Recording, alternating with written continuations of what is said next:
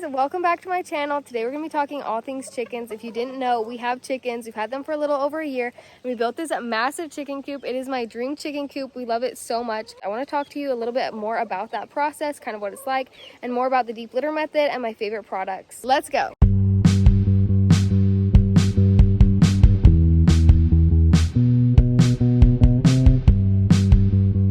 This video is sponsored by Eat and Pen Pasture. They are my holy grail for chicken products. We used them long before we were sponsored by them. They're sustainably sourced, they're really good for the chickens, and I just love the company in general. Let's talk about the deep litter method. So the deep litter method makes it so we only have to clean the coop out twice a year, before winter and after winter, which is the best way to do it. It's really the easiest way. Really the most essential part of the deep litter method is having good bedding. That's why I swear by Eat and Pen Pasture. There are a lot of different types of beddings you can use, like pine shavings, but in our experience they do not work well. Hemp is by far the best and it lasts the longest, so it's worth spending the extra money on it. It's hypoallergenic, controls odors, traps waste before it reaches the floor, and has less dust than any other bedding. It's literally the best ever. So let me show you how I do the deep litter method. Okay, are you ready to see the inside? Come on in. This is what it looks like. We have a bunch of broody hens right now, so don't even get me started on that. So this is what it looks like right now. We just put some new hemp bedding in and cleaned the coop out a few weeks ago, but it's time to add some more in, and that's kind of what you do with the deep litter method. And it's really simple. Basically, every couple weeks, a lot of people say daily, but I think that is really excessive. You're gonna add some more hemp bedding and stir it up. Really, the most important thing is that you're stirring it up every day. It keeps it aerated, and that way it will decompose as you get more and more in there. So what we're gonna do is just dump a little bit out and then stir it around.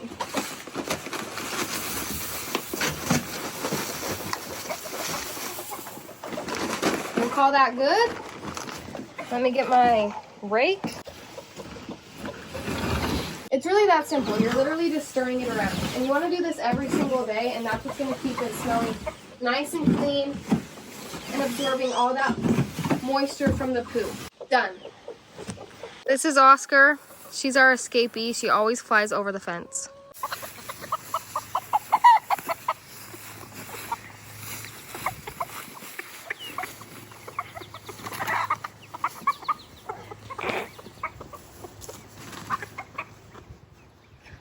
Success. Got her. Now let me give you the official tour of the whole chicken coop and the setup. This fence is a very new addition. We used to just let them free range in the field, but they started getting in the flower beds and the neighbors' flower beds and making a huge mess, so that had to end real quick. But we want to expand this bigger eventually, but what we do right now is we just rotate it. So once they've been in this area for a while, we'll do a new spot. That way we give the grass a little bit of a break. You're probably wondering why her name is Oscar, but we named all of our chickens after characters in The Office. If you've never seen that show, it is the best. I highly recommend. But we've got Kelly, we've got Kevin, we've got Michael, all the main characters, and it's just a hoot. This is Kevin, our rooster. If you've ever been on my TikTok, you know how crazy he is. The other hens have actually been plucking out his top feathers, so he has a bald spot.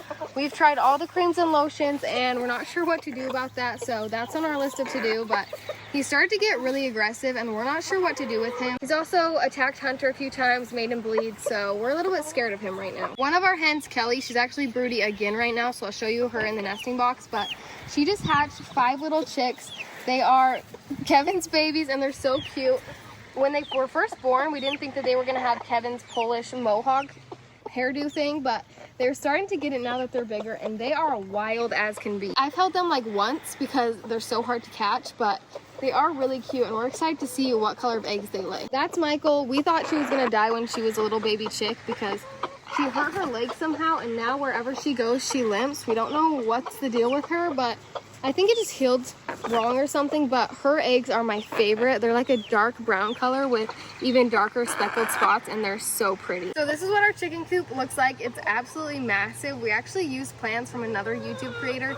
If I can find them, I'll put them in the bio if you're interested in building one yourself. It took us all summer and was such a long project, but we have loved how it turned out, and it's just so cute. I love it so much. We actually thrifted this door, and it's my favorite part. I think it adds so much character to it. First up is our nesting box. Let me show you what it looks like in the inside. We actually just use this piece of wood here to prop it up, and it works really well. This is Kelly right here. So she's the one that just had the babies, and she's broody again. We're gonna have to broody break all of these hens, but we've never had to do that before, so we're gonna have to do some YouTubing to figure out what we need to do there. But anyways, I want to show you these nesting pads. So these are the Eat and Pen Pasture our nesting pads. They are awesome. These have been in here for a couple weeks, and let me show you what they look like brand new. So this is the box that they come in. It looks like this. They come in sheets like this. So you literally just peel out a sheet and throw it right in the box, and it's the best thing ever because they hold together really well so they can't scratch out. We used to just put hemp bedding in the nesting boxes and it would scratch out and the eggs would crack or get dirty. And this keeps them really clean, and the chickens can also scratch around and make more of like a nest. And I'll show you right now. So as you can see, they built a little bit of a nest here, and it keeps the eggs literally so clean. Like there's nothing on that. It's awesome. We love them. Another thing I do to save money is when they start to get dirty up top, I'll flip it over to the underside and use that for a couple weeks, and then I'll put in a new pad. But they're awesome, eco-friendly, and the hens love them. This is Dwight. She was recently very sick and she lost a lot of weight, but she seems to be doing really good right now. We were really worried about her for a minute, but she's broody, so love that for us. One of the things we did that made an adjustment to the coop is it did have 2 nesting boxes, but we decided to switch it out for just 1 because they all tend to fight over the same box. Like all the hens love this box. If Kelly wasn't so mean and held her ground, they'd all be in here. So we didn't feel like it was necessary to have 2 whole sets of boxes. So we took one out and we actually put a window on the other side instead. Let me show you the back now. So this is another thing we did that was unique to us. This is something that we saw on a couple other coops that we liked on YouTube, but it wasn't in the plans. So we adjusted it so that we could have this. So this is designed for cleaning out the coop. We want it to be really easy and not as hard to like have to go all the way in the coop to clean it out. And what it does is it just pops right out. It's a little stiff once there's stuff in there, but it pops right out and then it hooks up here. And that way when we need to clean, we can literally just bring, what is it called? A wheelbarrow? We can bring a wheelbarrow here and just scoop it all out and put new stuff in. So it's a great feature. We have loved it the one time we've used it so far. It is very heavy though, so I usually make Hunter do this. The original plans for the coop had shingles on the roof, but my aunt actually had some old tin laying around, so we bought some off her and used it for the roof. My dad's an electrician, so he wired this up so that we can have power to it and lighting. So we run an extension cord from the house to the coop, and then we have these really cute lights from Amazon. I love them. And then let me show you with them on.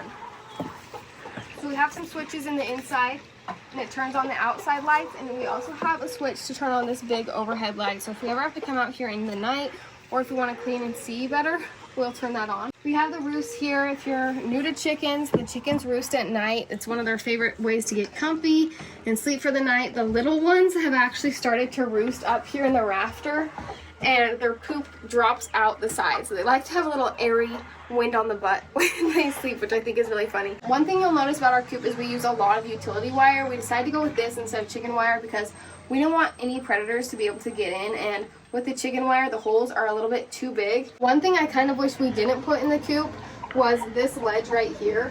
It gets so much poop on it, and I'm always having to scrape it off.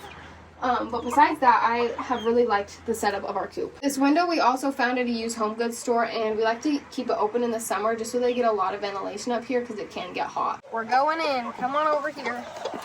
I also should have mentioned this earlier, but it's called the Poop Coop Express. My little sister, who is 6, named it, and I just thought it was the cutest thing ever, and we had to have a sign. So there it is. We recently switched to Royal Rooster feeder and waterer because our other feeder, it looked a lot like this, but this one has grates right here so the chickens can't scratch out the food.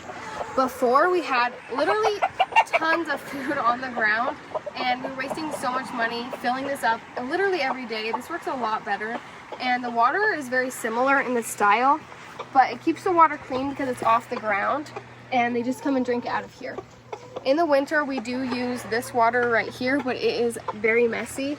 But we have a little heat plate that we'll put on the ground, and then we run heat through it from this switch that's right here. And then also with the coop, we got this to come off, so when we clean it, we can just pop this right off, which I really like. And we have this sliding down here, which we never use, but I think it's cute anyways. And that about sums it up. If you have any questions about the deep litter method or our coop, leave them in the comments and I'll be happy to answer them. Before I go, I wanted to talk to you about my favorite grub. They're black soldier fly larvae, and the chickens go nuts for these. If you have an escaped chicken, these are perfect. You just shake the bag and they literally come running. They're really good for them. They're high in protein. The chickens are obsessed. This is what they look like. They are literally dried up worms, and they're obviously very tasty because look at this. Hey, ladies! Kevin is a bully, if you can't tell. The little one is Stanley. We thought that she was going to be curly because she is a frizzle chicken, but I guess 50% of them actually end up straight. She's still a cutie though. She's a little bit shy, but we love them all. Okay, I think that wraps it up. Thanks for watching.